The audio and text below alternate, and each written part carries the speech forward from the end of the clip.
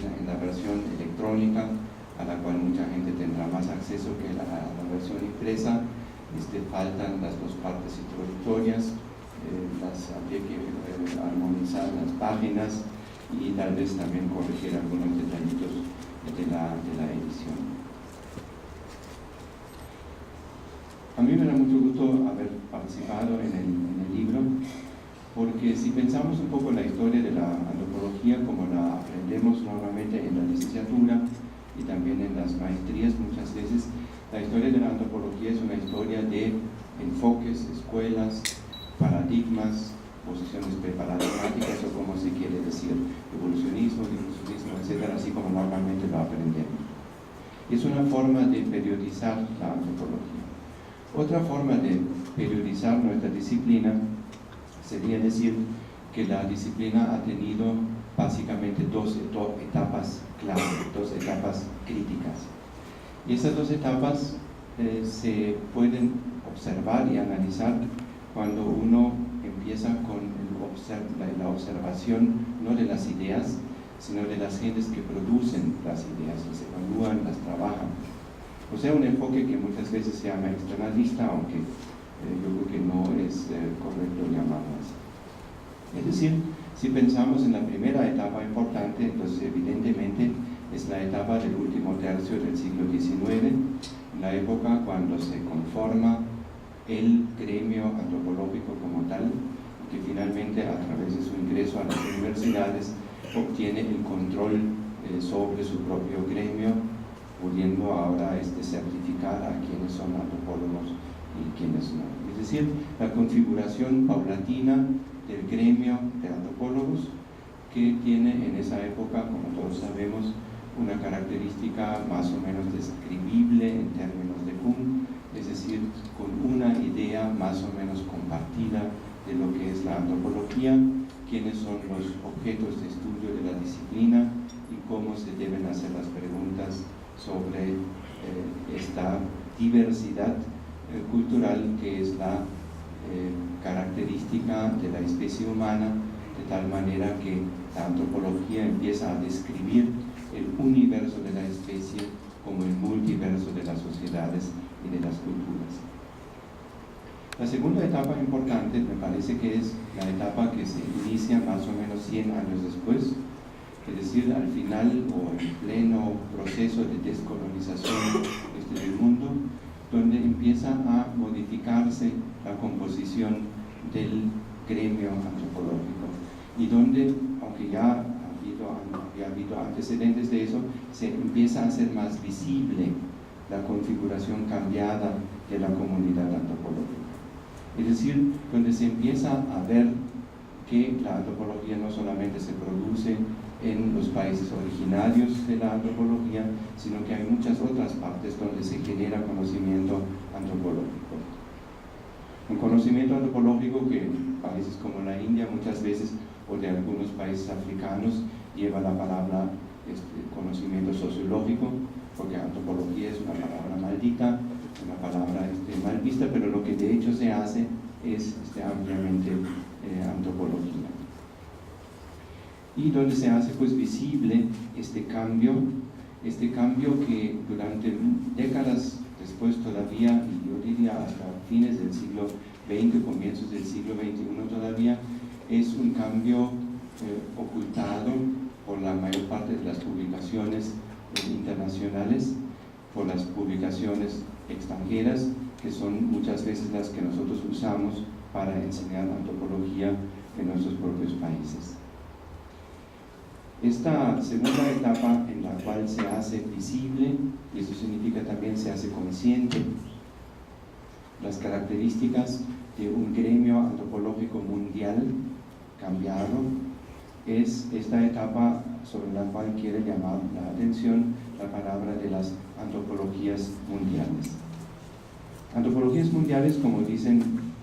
Gustavo y Arturo en su introducción, no como un intento de enriquecer las antropologías hegemónicas, sino más bien para producir una nueva imagen de la antropología mundial, de llamar la atención sobre nuevas formas de producción del conocimiento antropológico. Y al mismo tiempo también, y eso es el objetivo también del libro, y por eso estamos muy contentos que el CIESAS haya tomado la batuta para producir una versión en castellano del mismo, para impulsar también una mayor circulación de estas otras antropologías, otras para las antropologías noratlánticas, o como uno podría decir también antropologías segundas, que me gusta mucho esa expresión justamente porque no significa de segunda, sino simplemente segundas en términos cronológicos. Antropologías que fundamentalmente son el resultado de un proceso de difusión. Quienes participamos desde diferentes instituciones y diferentes ideas en este esfuerzo, ahora que tiene este producto estelar reunido por Gustavo y por Arturo, no formamos un grupo cerrado, más bien formamos una especie de red, una red que tiene apertura para muchos más que quieran participar, y que llamamos y tratamos desde diferentes enfoques llamar la atención especialmente sobre estas antropologías segundas. Antropologías segundas que a lo largo de los 60, 70, 80 han obtenido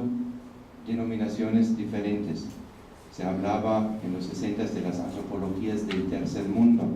no de la antropología que la antropología noratlántica hace de los países del tercer mundo, sino de las antropologías que nacen en los países del tercer mundo. También se hablaba de antropologías nativas.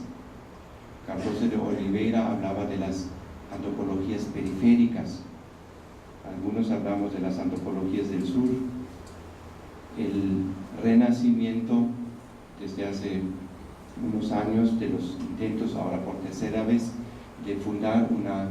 Asociación Latinoamericana de Antropología y de pensar sobre las antropologías latinoamericanas como parte de estas antropologías segundas del sur, periféricas, tercermundistas, nativas o como se quiera decir, también va en esta línea. Y todas esas antropologías se plantean este juego de palabras como problema que también se menciona en la introducción del libro: antropologías en América Latina, antropologías de América Latina, antropología desde América Latina,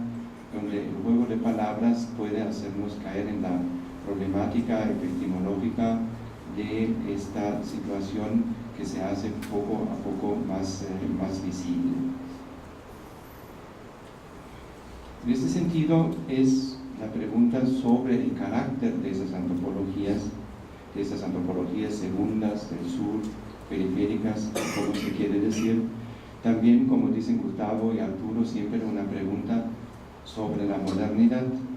dado que la modernidad es el lugar en el cual nace la antropología como disciplina científica. Una antropología hoy que se hace más consciente en esa segunda etapa importante, donde algunos privilegian evidentemente la perspectiva de la globalización, otras más la perspectiva del sistema mundo, otros autores que hablan sobre la etapa, porque otra vez hay que estudiar la etapa, que es la etapa en la cual hay antropólogos que generan pensamiento, conocimiento antropológico, y donde no podemos abordar ese pensamiento, ese conocimiento, sin hacer constantemente referencia a las estructuras de este mundo que marca las condiciones de producción de nuestras instituciones, de los grupos de antropólogos y de nosotros mismos también. Si en el siglo XIX hablamos del eurocentrismo y del colonialismo como las características oscuras o los lados oscuros del conocimiento antropológico, entonces la pregunta es cuáles son los lados oscuros de nuestra época: occidentalcentrismo, industriacentrismo, burocraciacentrismo, expertocraciacentrismo. ¿Cuáles son los elementos que caracterizan nuestro presente, en el cual nuestra fase de la modernidad, por decir así, en la cual producimos el conocimiento antropológico? Y este conocimiento no solamente es un intento de ubicar el proceso de producción de conocimiento en nuestros países en un análisis socioantropológico de la época, sino implica también el conocer mejor la antropología que nosotros hacemos. Y por eso me gustaría decir en ese contexto algunas palabras también sobre un proyecto de investigación en el cual estoy involucrado, cosa que no haría si fuese mi proyecto personal, pero como soy un poco un empleado de la red MIFA, entonces sí puedo hablar un poco sobre eso, y porque justamente además la semana pasada tuvimos en Mérida la 17ª Asamblea Nacional de la Red Mexicana de Instituciones de Formación de Antropólogos, y al mismo tiempo el 7º Taller General del proyecto Antropología de la Antropología, que es el primer proyecto de investigación que la Red Mexicana de Instituciones de Formación de Antropólogos estableció. Esta red que une todas las escuelas y facultades de antropología del país, y al cual también se están agregando, así como tipo B, algunas otras instituciones que no tienen programas formales de educación antropológica, pero que participan de alguna manera en la formación de antropólogos y que también tienen programas de educación continua o algo así. Y donde justamente el tema es que se discute una y otra vez en las reuniones que se hacen cada 6 meses en otra parte del país, y que se discuten en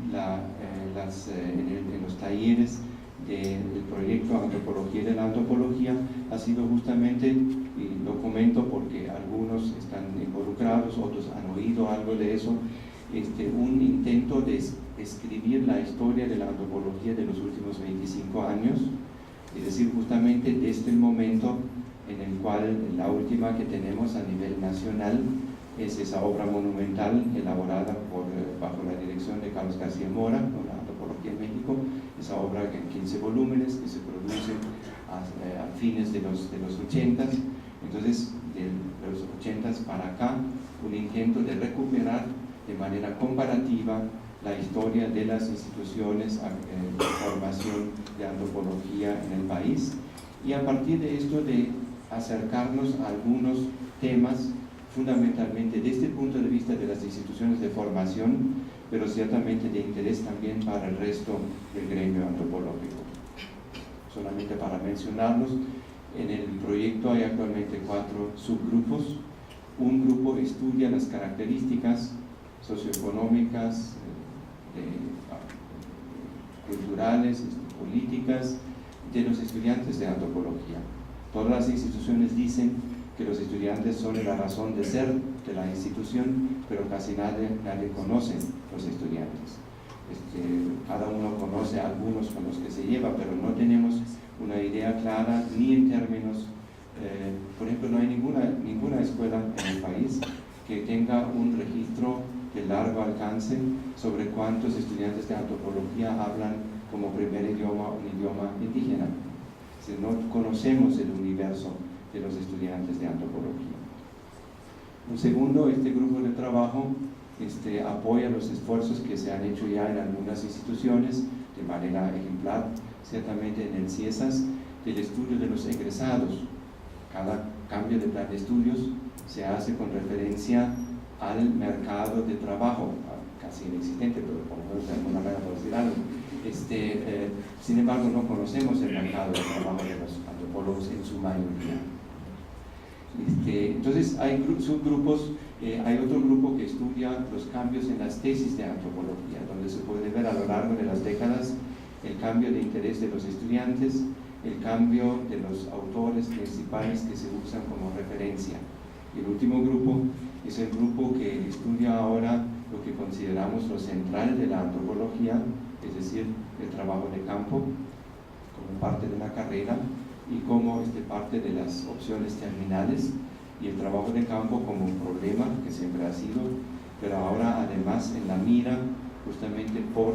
las transformaciones en los planes de estudio, donde ya no es permisible que un estudiante tarde un poquito más porque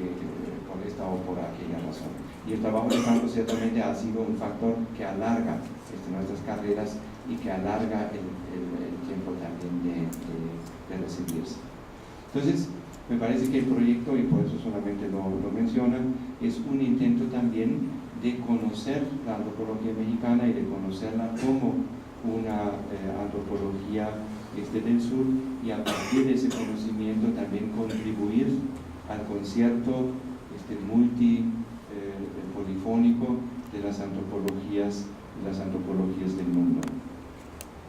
Un conocimiento que va a producir ciertamente visibilidades también al interior del país, con los cuales normalmente no hemos estado acostumbrados a enfrentarnos. Por ejemplo, muchas veces en la antropología mexicana se señala que textos que producen colegas extranjeros sobre el país no tienen la visión completa, no conocen toda la bibliografía, que tienen ciertos sesgos que dependen de su inserción en la cultura estadounidense,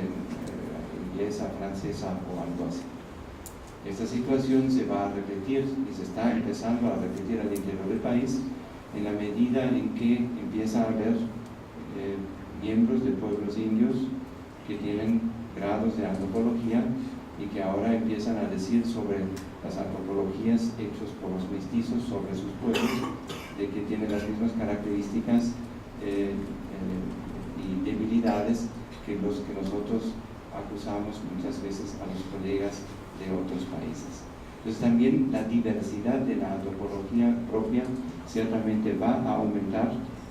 y el monitoreo de esto es una de las características de este proyecto.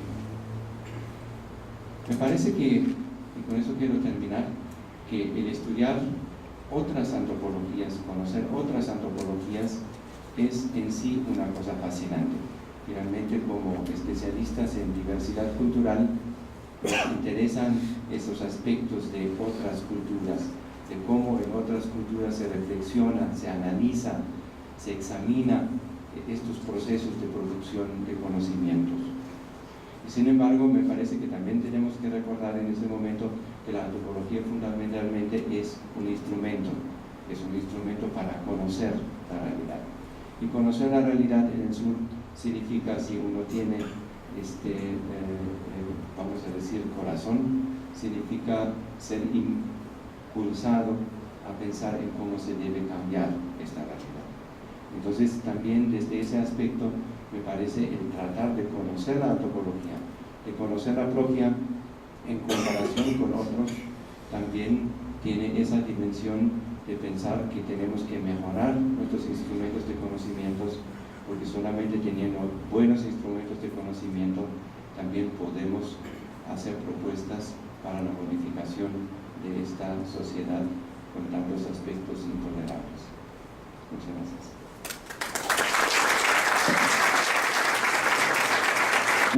Del gremio de antropólogos, que tiene en esa época, como todos sabemos, una característica más o menos describible en términos de Kuhn, es decir, con una idea más o menos compartida de lo que es la antropología, quiénes son los objetos de estudio de la disciplina y cómo se deben hacer las preguntas sobre esta diversidad cultural que es es decir, si pensamos en la primera etapa importante, entonces evidentemente es la etapa del último tercio del siglo XIX, la época cuando se conforma el gremio antropológico como tal, que finalmente a través de su ingreso a las universidades obtiene el control sobre su propio gremio, pudiendo ahora certificar a quienes son antropólogos y quienes no. Es decir, la configuración paulatina, antropología como la aprendemos normalmente en la licenciatura y también en las maestrías muchas veces, la historia de la antropología es una historia de enfoques, escuelas, paradigmas, posiciones preparadigmáticas o como se quiere decir, evolucionismo, difusionismo, etcétera, así como normalmente lo aprendemos. Es una forma de periodizar la antropología. Otra forma de periodizar nuestra disciplina sería decir que porque en la página, en la versión electrónica, a la cual mucha gente tendrá más acceso que la versión impresa, faltan las dos partes introductorias, habría que armonizar las páginas y tal vez también corregir algunos detallitos de la edición. A mí me da mucho gusto haber participado en el libro, porque si pensamos un poco en la historia de la disciplina, ha tenido básicamente dos etapas clave, dos etapas críticas. Y esas dos etapas se pueden observar y analizar cuando uno empieza con la observación no de las ideas, sino de las gentes que producen las ideas, las evalúan, las trabajan. O sea, un enfoque que muchas veces se llama externalista, aunque yo creo que no es correcto llamarlo así.